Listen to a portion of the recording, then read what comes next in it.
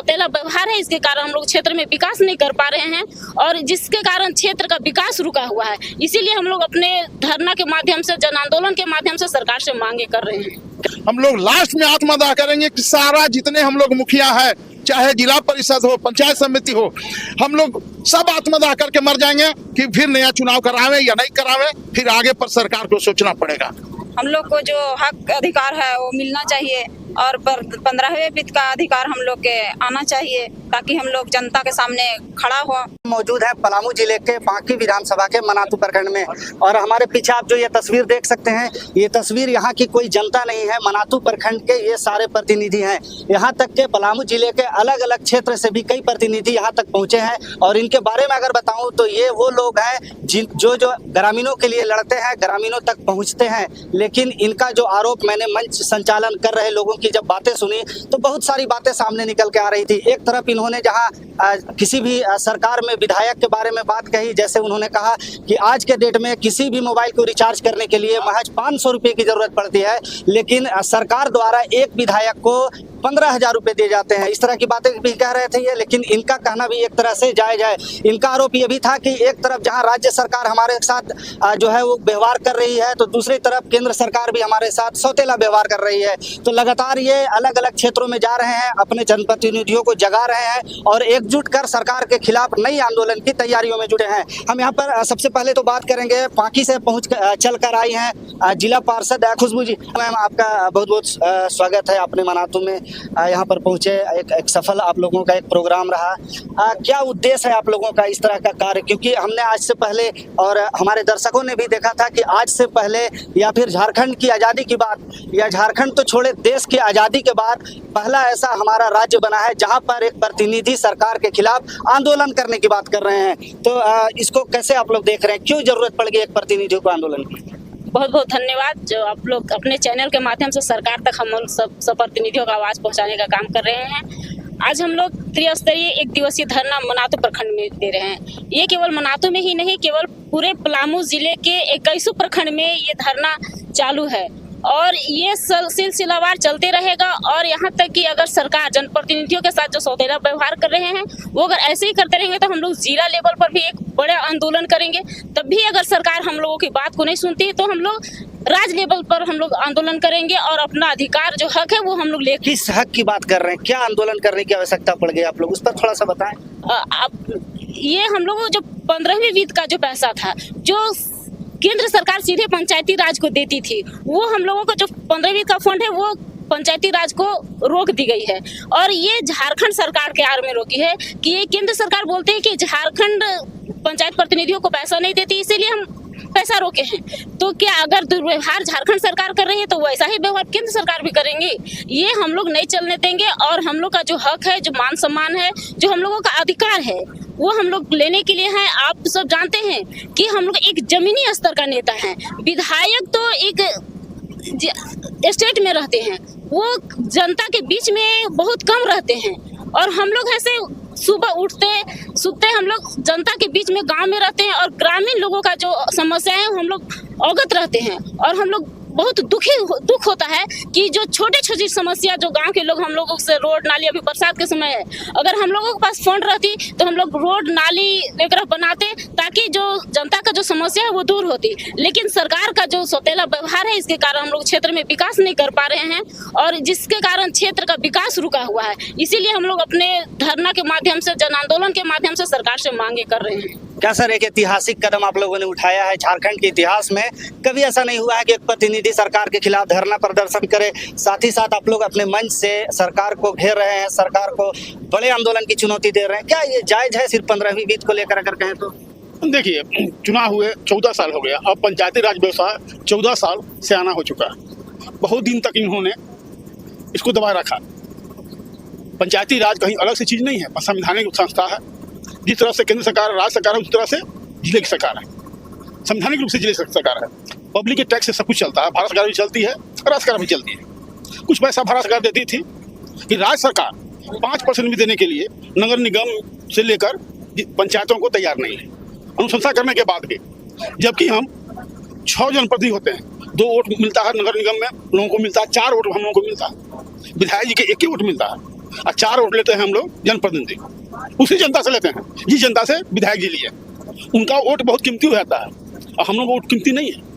एक वार्ड सदस्य के लिए वोट मिलता है, पंचायत समिति को वोट मिलता है, मुखिया को मिलता है, जिला परिषद को मिलता है, 4 वोट मिलता है। वही जनता देती है जो उनको देती है।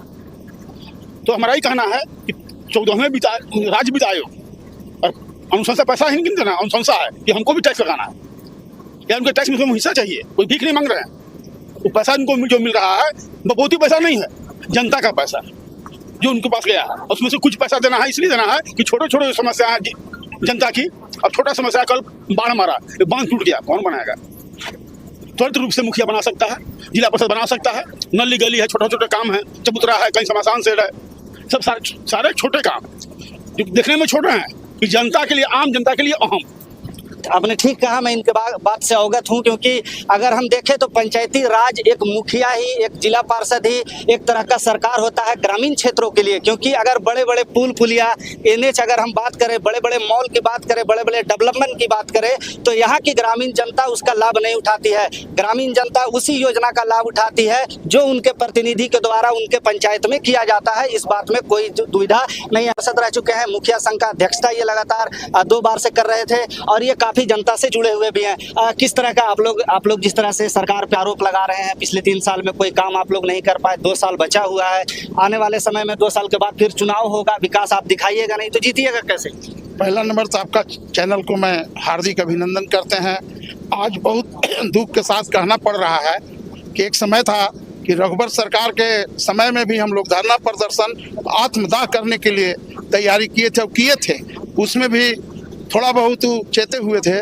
उसी प्रकार आज हमको लग रहा है कि आज भी हमको, चाहे केंद्र सरकार हो या राज्य सरकार हो, हम चेतावनी देना चाहते हैं कि जिस तरह हम लोग सभी जनप्रतिनिधि एक मंच पर आ रहे हैं, अगर सभी हम लोग एक मंच पर आ गए तो सरकार को सोचना पड़ेगा कि चेतावनी दे रहे हैं कि जो भी हम लोग के मांग है से हम लोग के जल्द से जल्द स्वीकार करें, और नहीं तो हम लोग राज्य से लेकर के मतलब केंद्र तक हम लोग औकात रखते हैं कि हम लोग अपना घेराबंदी करेंगे और सरकार को बाध्य होकर के आज हम लोग के करेगा। और कारण है कि अभी देखिए हम लोग की इतना दिक्कत हो गया है, इतना दिक्कत कि आज 3 साल से हम लोग के 1 रुपया पंचायत में नहीं दे रहा है। चाहे तो वार्ड सदस्य हो, मुखिया हो, पंचायत समिति हो, जिला पार्षद हो, चाहे कोई भी हो, भाई इतना मतलब पंचायती राज को करने से कोई फायदा नहीं हो रहा है। पब्लिक के पास जाते हैं तो कह रहा है कि मुखिया जी आप काम नहीं करा रहे हैं, तो क्या करें, हम लोग अपना बल पर चल रहे हैं। इसलिए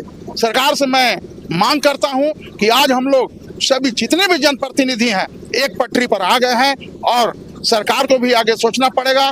और हम हर तरह से हम लोग सक्षम हो करके सरकार से आग्रह कर रहे हैं कि जितने भी हम लोग मांग है वो स्वीकार करें। आज 29 विभाग हुआ, 29 विभाग में पता नहीं है मुखिया जी के कि हम लोग, कारण कि जो भी विभाग 1-2 को मिला था वो भी लूट लिया गया। एक पारा टीचर के भी मिला हुआ था, वो भी साइन अपने उन लोग करना शुरू कर दिया, क्या हो रहा नहीं हो रहा।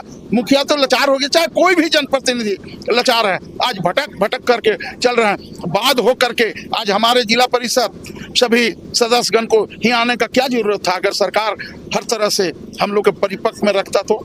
आज बहुत कष्ट के बाद मतलब कहना चाह रहा हूँ कि सरकार इसका व्यवस्था करें और सभी जनप्रतिनिधि को, चाहे तो बड़ा जनप्रतिनिधि हो, आज विधायक हो, विधायक के 3 लाख रुपया मिल रहा है, मुखिया के 1000 रुपया मिल रहा है, वो हम लोग मांग कर रहे हैं कि कम से कम 5000 मुखिया को पेंशन होना चाहिए।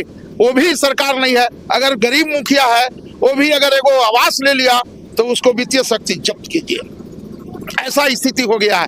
मेरा वार्ड सदस्य है, वार्ड सदस्य के अगर एगो आवास दे दिए तो उसको भी वित्तीय शक्ति जब्त कीजिए, जबकि 500 रुपया है, वो भी कहीं पता भी नहीं होगा कि कितने दिन से उसको वेतन मिला है नहीं मिला है, ये भी हम लोग को नहीं पता है कि क्या है कि नहीं है। तो इसलिए सरकार से मांग कर रहे हैं कि हम लोग के जो भी मांग है से पूरा करें, और नहीं तो बाद हो करके हम लोग आत्मदाह करेंगे।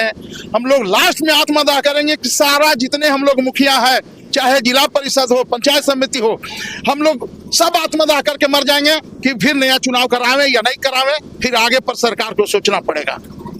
तो ये चुनौती सरकार के लिए आगे कितना कठोर होगा ये देखना दिलचस्प होगा। लेकिन हम थोड़ी सी और आपसे चाहेंगे, हमारे साथ मौजूद है मनातू के जिला पार्षद महोदय और मैडम भी यहाँ पर मौजूद है, और प्रमुख मैडम के ही नेतृत्व में जो है आज यहाँ पर सारे प्रतिनिधियों को इकट्ठा किया गया। जिला पार्षद महोदय, हमने देखा कि आपके जो मंच पर थे, आपके साथ जो थे वो कांग्रेस के भी प्रखंड अध्यक्ष थे, भीम आर्मी के भी प्रखंड अध्यक्ष थे, बीजेपी के भी प्रखंड अध्यक्ष थे, आप खुद प्रतिनिधि हैं। तो सारे प्रतिनिधियों को इकट्ठा करने के बाद क्या आपको लगता है कि आपकी मांगों को सुना जाएगा? जी, सबसे पहले आपका चैनल को मेरे ओर से बहुत बहुत धन्यवाद। आज हम लोग त्रिस्तरीय पंचायत प्रतिनिधि एक धरना के माध्यम से एक सरकार से मांग कर रहे हैं कि हम लोग का 7 मांग है, उसको ऐसे पुनः हम लोग का इसका लागू किया जाए और जायज़ मांग है। और हम लोग का जो संवैधानिक रूप से जो अधिकार मिला है, शक्तियाँ मिला है, पुनः हम लोग को वापसी किया जाए। क्योंकि और राज्य में बहुत पंचायत प्रतिनिधियों को फंडिंग रहता है, वेतन रहता है, बहुत माने सम्मानजनक वहाँ पे फंडिंग है। तो मैं सरकार से मांग करता हूँ कि केरल के तर्ज पर, चाहे यूपी के तर्ज पे हो, चाहे बिहार के तर्ज पे हो, या झारखंड में भी, झारखंड सरकार से भी मैं मांग करता हूँ कि अपना जो राज्य वित्त आयोग है ये झारखंड में भी लागू करें। और अनुशंसा भी हो गया है, तो झारखंड सरकार आखिर में हम लोग के साथ क्यों सौतेला व्यवहार कर रहा है? मैडम, आपके नेतृत्व में जो है अभी आप लोगों ने सीओ साहब को ज्ञापन सौंपा, क्या कहा सीओ साहब? सीओ साहब से हम लोग तो कुछ बोले ही नहीं। सीओ साहब क्या ज्ञापन रिसीव आप लोगों का हो गया, क्या मांग करती हैं आप खुद एक प्रतिनिधि हैं ब्लॉक की, एक तरह से आप एचओडी हैं, आपके बाद ही सेक्रेटरी बीडीओ साहब आते हैं, तो क्या इस पर? हम सबसे पहले आपका चैनल का धन्यवाद देती हूँ। हम मांग, सभी छोटा हो या बड़ा हो, प्रतिनिधि हैं, हम लोग को जो हक अधिकार है वो मिलना चाहिए। और 15वें वित्त का अधिकार हम लोग के आना चाहिए, ताकि हम लोग जनता के सामने खड़ा हो और हम लोग जनता के बीच में माने कुछ बात रखे और चले घूरे, हम लोग के काम आगे बढ़े, जनता गांव के विकास हो, प्रखंड का विकास हो। और हम लोग क्या मांगेंगे? तो मैडम के बातों से ये साफ पता चल रहा है कि ये लोगों के बीच में भी जाने से अब प्रतिनिधि घबरा रहे हैं, क्योंकि उन्होंने क्षेत्र का विकास नहीं किया, इनके फंड में सरकार पैसे नहीं डाल रही है। आखिरी बार हम बात करेंगे यहाँ पर चैनपुर से चलकर आए जिला पार्षद फैजल अहमद के साथ। आइए फैजल साहब, सब लोग 15वीं वित्त के बारे में कह रहे हैं, आप कुछ और बता सकते हैं जो सरकार को आप जो है अवगत कराए अपनी समस्याओं पर? सबसे पहले आपके चैनल को बधाई कि आपने जो हम लोगों की आवाज़ है, इस आवाज़ को राज्य सरकार और केंद्र सरकार तथा इस क्षेत्र के तमाम जनता को भी दिखाने का आपने काम कर रहा है। क्योंकि देखिए, चुनाव होने समय जनता में अनेकों हम लोग वादा करके आते हैं, और आज जो सरकार की नीति है, चाहे वो केंद्र सरकार हो चाहे राज्य सरकार हो, वो जो नीति अपनाई हुई है, कुछ फंड नहीं दे रहा है, जिसके चलते मुखिया हो, वार्ड सदस्य हो, पंचायत समिति हो, जिला परिषद हो, अपने क्षेत्र में कोई भी काम नहीं कर पा रहा है। तो हम लोग एक मुहिम चलाया है कि यह आवाज़ तो केंद्र सरकार और राज्य सरकार को जा ही रहा है, साथ ही साथ केंद्र सरकार की और राज्य सरकार की जो स्थितियां हैं वह हमारे जनता भी आपके चैनल से और हम लोग जो आवाज़ उठाए उससे वो भी देख रही है। इससे निकम्मा साबित होगा केंद्र सरकार और झारखंड सरकार, क्योंकि जनता भी यह देख रही है कि केंद्र सरकार और राज्य सरकार जब प्रतिनिधियों को पैसा नहीं दे रहे हैं तो प्रतिनिधि लोग काम कहाँ से करेंगे। तो यह माइनस पॉइंट है सरकार के लिए, चाहे वो केंद्र सरकार हो चाहे राज्य सरकार। अलग अलग क्षेत्रों से आए जनप्रतिनिधियों ने सरकार के खिलाफ कई सवाल उठाए हैं, कई आरोप भी लगाए हैं, और साथ ही साथ चेतावनी भी दी है कि अगर हमारी मांगों को पूरी नहीं की जाएगी तो हम सीधे तौर पर सरकार को ये धमकी दे रहे हैं कि हम आत्मदाह की ओर भी बढ़ेंगे। और भी ऐसी खबरों के लिए हमारे साथ आप बने रहें, तब तक के लिए दीजिए इजाजत, धन्यवाद।